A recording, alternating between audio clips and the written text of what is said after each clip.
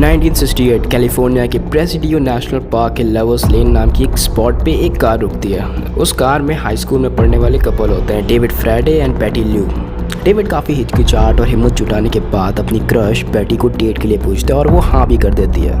And finally पहली बार David patty के साथ अकेला होता है और दोनों लवर्स लेन पे कार पार्क करके आसमान के तारों को देखते हुए प्यार भरी बातें कर रहे होते हैं। It was a perfect date for both Patty and David. तभी उनकी कार के पीछे एक दूसरी कार आकर रुक जाती है और फिर उस कार में से एक आदमी उतरता है और वो डेविड की कार की ड्राइवर साइड वाली विंडो के पास आता है और अपनी जेब से एक पिस्टल निकालता है और सीधा डेविड के सर पे गोली मार देता है। पैटी ये देखते ही जोर जोर से चीखने लगती है और गाड़ी से कूद कर भागना शुरू कर देती है। अगली सुबह क्राइम सीन पे पुलिस पहुंचती है जहाँ पे उनको डेविड की कार मिलती है जिसमें उसी की लाश होती है। कार से करीब 5 मीटर दूर उनको पैटी ल्यू की लाश भी मिल जाती है जिसके पीछे पीठ पर करीब 5 गोलियों के जख्म होते हैं। और ये वीडियो बेस्ड है एक ऐसे सीरियल किलर पे जो इतना शातिर था कि कभी पकड़ा ही नहीं गया। और इस मर्डर के बाद भी पुलिस को ये अंदाज़ा नहीं था कि एक साइको सीरियल किलर कैलिफोर्निया की सड़कों पर खुला घूम रहा है। फिर इन 1969 पुलिस को एक कॉल आता है। असल में कॉल से कुछ घंटे पहले 19 साल का माइकल मगू और उसकी 22 साल की गर्लफ्रेंड डार्लिन फेरिन दोनों ही कैलिफोर्निया के ब्लू रॉक स्प्रिंग पार्क के बाहर एक पार्ट कार में बैठे थे कि तभी उन्हें गोली मार दी जाती है। गोली मारने के बाद शूटर पास ही एक पेफोन से पुलिस को कॉल करता है और उन्हें ये बताता है कि कैसे उसने कार में बैठे कपल को गोली मार दिया है और क्लेम करता है कि उसने पास्ट में कुल अब तक 37 लोगों को जान से मार दिया है। और अपनी पुलिस से कॉन्वर्सेशन के एंड में वो कैजुअली ये भी कहता है कि कैसे उसने पिछले साल एक यंग कपल को मार दिया था। He was referring to David and Patty और एंड में वो अपना नाम ज़ोडिएक किलर बताता है। उस कॉल की वजह से पुलिस क्राइम सीन पे जल्दी पहुंच पाती है और विक्टिम्स को हॉस्पिटलाइज कर देती है जिसकी वजह से माइकल की जान बच जाती है, पर उसकी गर्लफ्रेंड डार्लिन इतनी लकी नहीं होती है। ज़ोडिएक ने 37 मर्डर्स क्लेम किए थे बट पुलिस केवल और केवल 8 ही प्रूव कर पाती है।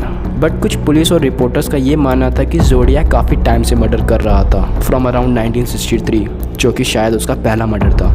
इन 1963 एक हाई स्कूल में पढ़ने वाला कपल स्कूल बंक करके सनबाथ करने कैलिफोर्निया के कवीटो स्टेट पार्क के बीच पे जाता है बट अपने घर नहीं लौटता है। और जब लड़के के पिता उसे ढूंढने के लिए निकलते हैं तो उनको अपने बेटे और गर्लफ्रेंड की डेड बॉडी बंधी हुई मिलती है। उनके बेटे को 10 बार और उसकी गर्लफ्रेंड को 9 बार गोली मारी गई थी।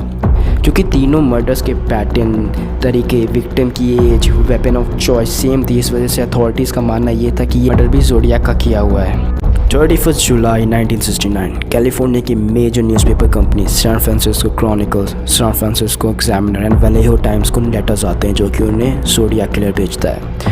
उन लेटर्स के साथ ज़ोडिएक ने एक मैसेज भी भेजा होता है कि उस लेटर के अंदर उसका नाम लिखा हुआ है, पर जब लेटर को खोला गया तो उसके अंदर से 3 साइफर्स निकलते हैं। अब जिन्हें ये नहीं पता कि साइफर्स क्या होते हैं, let me explain. Basically ciphers cryptograms होते हैं which is a coded way of sending a message. In simple words वो एक तरह के पजल या फिर पहेली की तरह होते हैं, नॉट इन लिटरल सेंस। तो अब बेसिकली पुलिस को लगा कि इस साइफर को सॉल्व करने पे उनको उनका नाम मिल जाएगा। बट जब उन्होंने साइफर को सॉल्व किया तो उसमें लिखा था I will not give you my name. Zodiac बहुत ही ज़्यादा कॉन्फिडेंट एंड एरोगेंट था।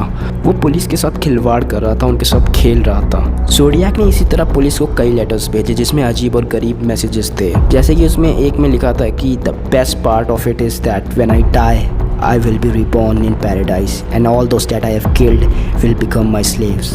Now comes one of the most grisly crime committed by Zodiac Killer in 27 September 1969 on shores of Lake Baysia in California. दोपहर का समय था जब एक couple जिसमें 20 साल के ब्रायन और उनकी 22 साल की बंदी गर्लफ्रेंड सिसिलिया बेशिया लेक की शोर पे पिकनिक मनाने आए थे। तभी उनको एक आदमी अप्रोच करता है। उसने एक ओवरसाइज हुडी पहन रखी थी जिसकी बैक साइड पे उसने खुद अपने हाथों से ज़ोडिएक का सिंबल सिला था।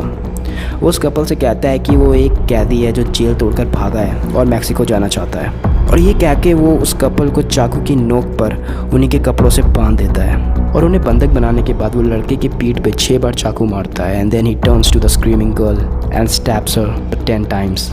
उसके बाद ज़ोडिएक पास में ही खड़ी कपल की कार को वैंडलाइज करता है और उसमें मर्डर की डिटेल्स लिखने के बाद पुलिस को कॉल करके उन्हें मर्डर्स के बारे में इन्फॉर्म भी करता है। पर जब तक पुलिस वहाँ पहुँचती है तब तक ज़ोडिएक वहाँ से जा चुका होता है। ज़ोडिएक बहुत ही शातिर था, वो पुलिस के साथ खिलवाड़ कर रहा था और कभी पकड़ा नहीं गया। पर एक बार पुलिस ज़ोडिएक किलर को पकड़ने के बहुत ही करीब आ चुकी थी, पर अपनी खुद की बेवकूफ़ी की वजह से चूक गई।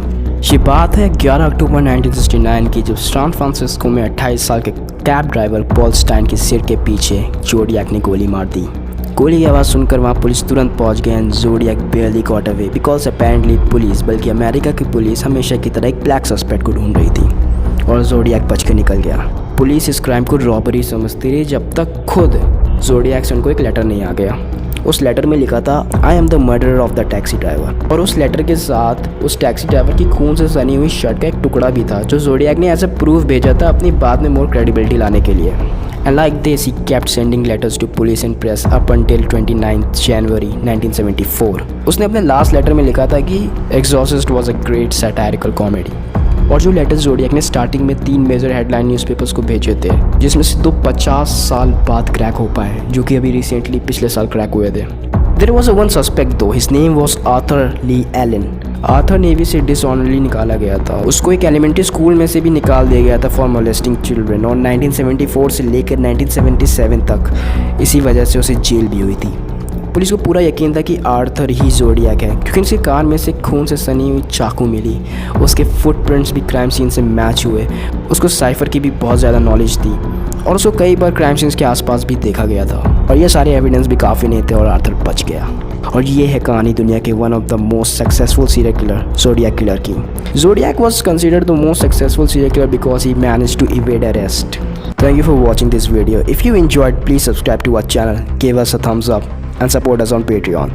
And please do leave a comment, it really helps the YouTube algorithm. Thank you.